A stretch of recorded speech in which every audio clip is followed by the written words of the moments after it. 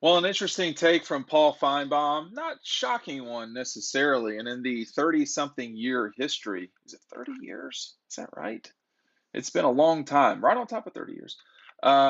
He said that this is one of the biggest Southeastern Conference championship games ever. And when I talked with some folks at the SEC office this week, we talked about how important this game is for the league and how much of a national um, spotlight that it shines on the conference and the league, and member institutions. It I don't know where this game is going to wind up in terms of television exposure, but the last time Georgia and Alabama played, and it was essentially an elimination game for the two, which was 2012. That game was viewed by 16 million people in one of the most watched uh, SEC championship games of all time. 2018 was similar to that, but you had the playoff then. It was a little bit different.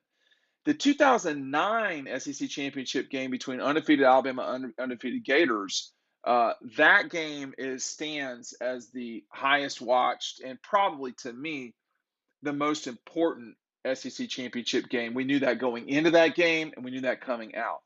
That game was a watershed game, and here's the reason why. You had Tim Tebow and the Gators trying to go back to back. You had Nick Saban and Alabama surging and ascending, and Alabama was the dog in that game. They were not favored in that game, and they just were relentless. They were nonstop. That was viewed by it's the television rating is a little harder to explain, but that was an 11.8 in the television rating. That was a huge number, okay, in college athletics. That's the largest that we've ever seen in the SEC. 2012 was a 10.0.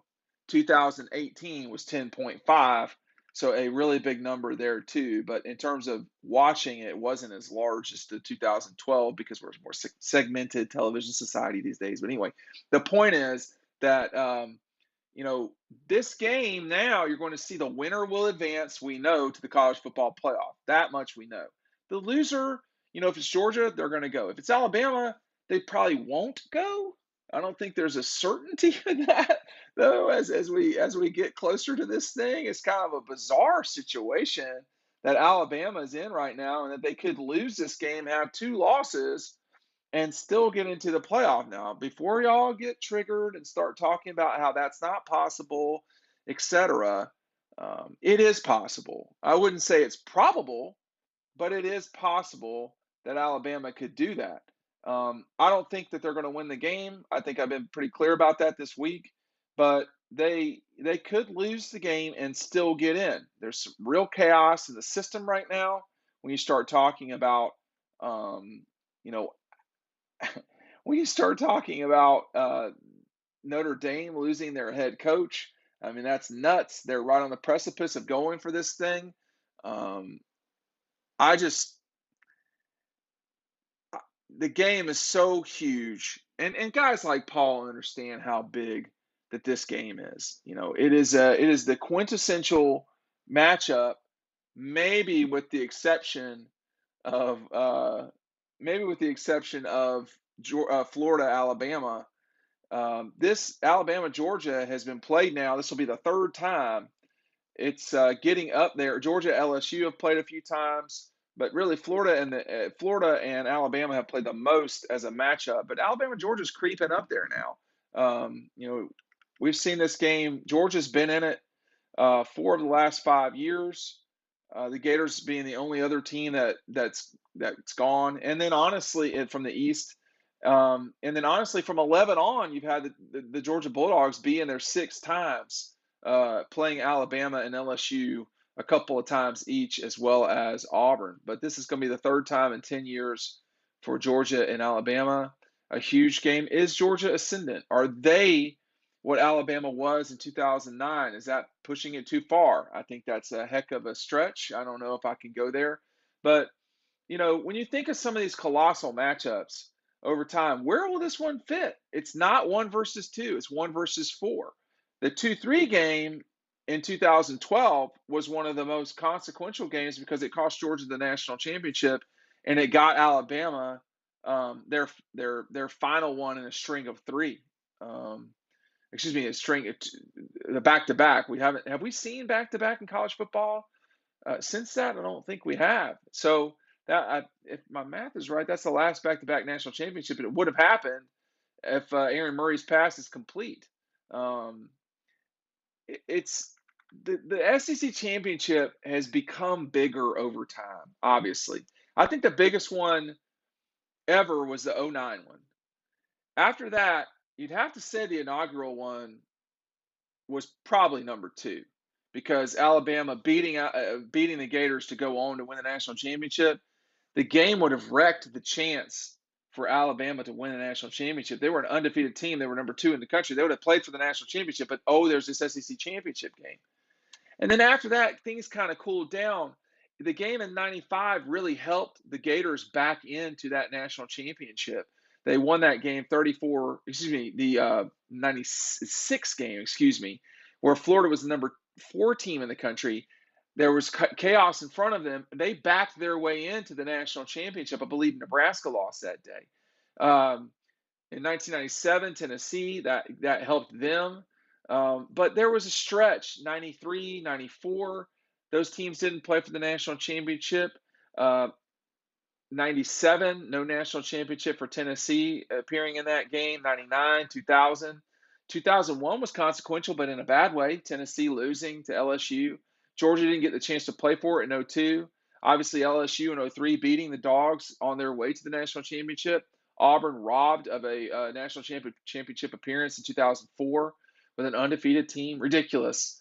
Georgia preventing LSU from their claim to play for a national championship in 5 with an upset win. And 6, the Gators, I don't really know how else to say it. They were the number 4 team in the country, and a couple of teams lost, and they backed their way into it there too.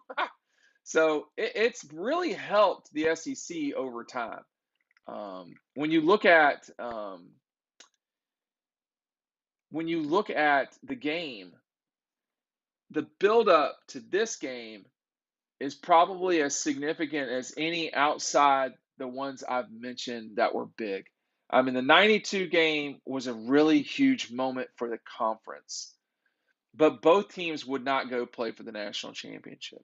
And then you finally got a clash of the Titans in 2008 with Florida and Alabama, and then you had a repeat in 2009. And we haven't really had those colossal matchups again until 12, 17, 18, 19, and now. So it's not happened a lot, and it's involved the Dogs, as you can hear from my voice several times. 21, 19, 18, 17.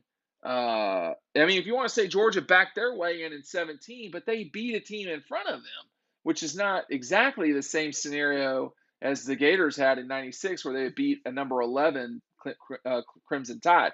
Georgia knocked Auburn out of it. But anyway, Alabama, Georgia, 2021, that's going to determine a playoff spot.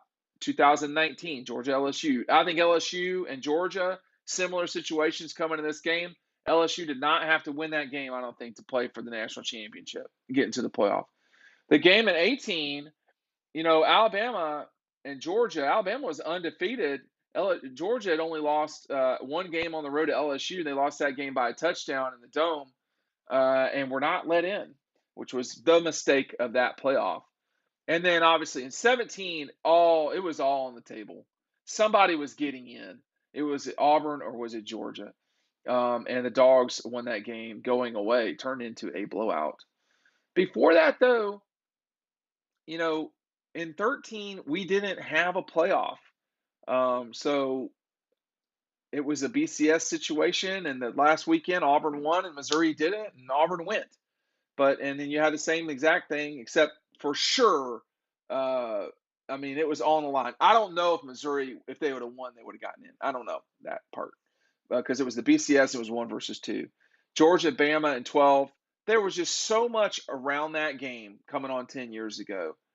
Georgia played well that season, But Alabama to me, obviously was the better program, coming off a national championship. But the loss that they had Texas A&M at home was, something to keep your eye on, kind of. The situation now is different. This Georgia team coming in as the favorite uh, is going to have to survive against Alabama. Kirby would not put it that way. He would say that they're there to hunt, yada yada, but they're going to have to get through this game. They're going to have to figure out how to win it. The Dogs are the favorite. I think they're going to win. I'm not certain they're going to win, but I pick them to win. And we'll see you over on the website, dawgpost.com. Make sure you're clicking the link down below. We'll see you on the website.